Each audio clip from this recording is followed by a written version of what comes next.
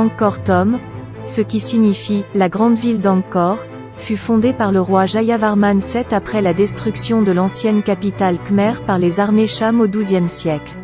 Cette cité royale s'étend sur 9 km² et est entourée de remparts de 8 mètres de haut. 4 portes principales permettent l'entrée dans la ville. Sur le pont franchissant les douves de la porte sud, 2 rangées de géants portent un naga, le serpent sacré de l'hindouisme.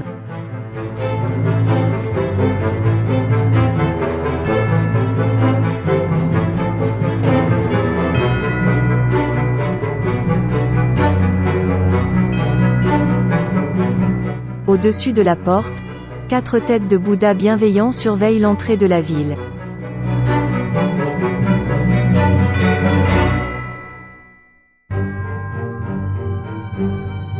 La signification des nombreuses têtes souriantes qui ornent le temple du Bayon n'est pas connue avec certitude.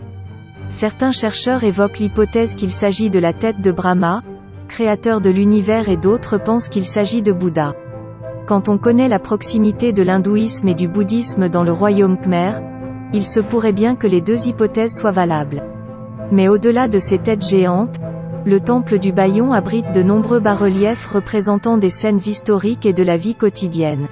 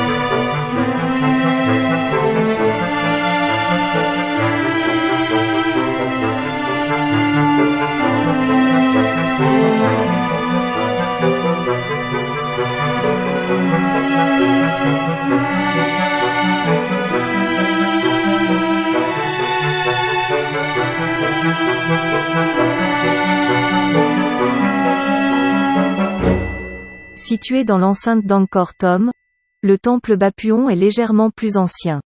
Construit vers le milieu du XIe siècle, le Baphuon était un temple dédié à Shiva. C'est un temple montagne, typique de l'architecture khmer. Un temple censé représenter le mont Meru, résidence céleste des dieux selon les croyances hindouistes, partiellement reprises par les bouddhistes.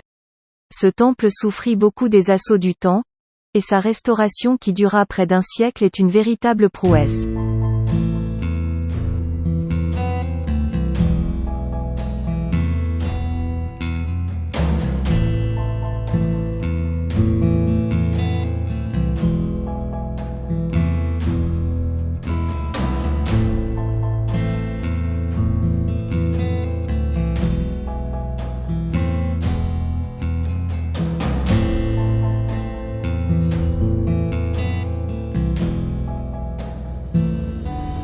Une promenade sur la face nord du temple révèle une surprenante statue d'un Bouddha couché de près de 75 mètres, ce qui en fait un des plus grands du monde.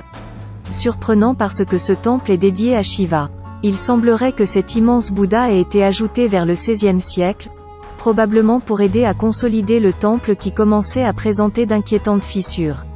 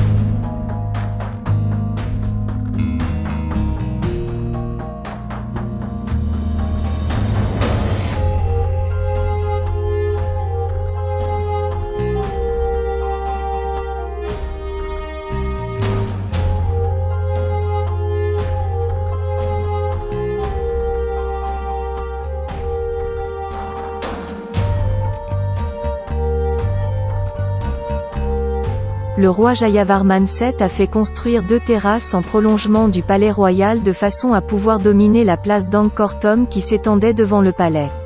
L'une d'elles porte le nom de terrasse du roi lépreux et l'autre terrasse des éléphants. La terrasse du roi lépreux doit son nom à une statue à laquelle il manque plusieurs doigts.